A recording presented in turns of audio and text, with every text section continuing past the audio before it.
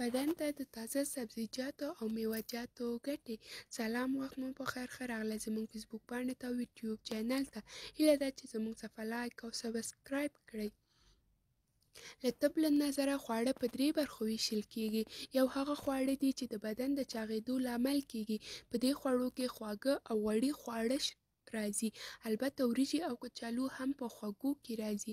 هغه خلک چې چاغېدل خوښوي نو کولی شي په خپلو خوړو کې د خواږه او غوړي اندازه ډېره او ځان چاغ کړي. دوهم هغه خواړه دي چې بدن نورماله ساتي او بدن نه پرېږدي چې ډنګر شي او یا چاغ شي. په دې خوړو کې پروټین خواړه لکه غوښه، لوبیا او نور راځي. دریم هغه خواړه دي چې د ناروغۍ په مقابله کې د بدن دفاعي قوت پیاوړی کوي. په دې کې تازه سبزي او تازه میوې لکه پیاز، ګندنه، ملی، مڼې، کیلې، ام، انار، انګور، شفتالو او داسې نور راځي.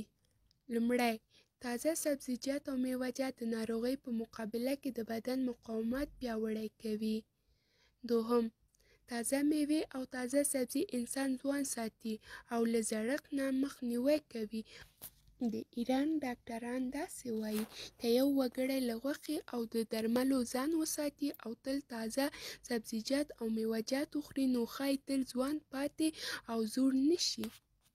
دریم، تازه سبزیجات او میوه‌جات یو شمېر داسې خوراکي توکي لري چې له کموالي څخه وینې ته نه جذبېږي. هر هغه څه چې له کولمو څخه وینې ته جذب نشي نو د کولمو د حرکت د شدت لامل کېږي.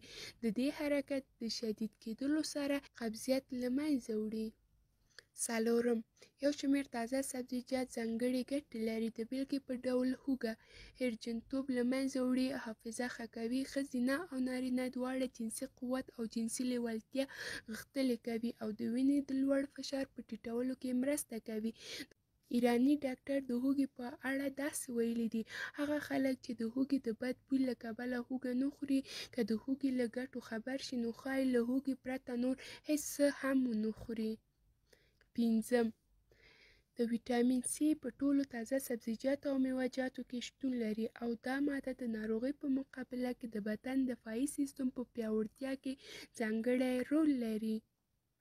شپږم، تازه سبزیجات او میوه‌جات په رګونو کې د وینې تګ راتګ ښه کوي. په دې ډول د زړه د حملې، د دماغ د سکتې او ګڼو نورو ناروغیو څخه مخنیوی کوي.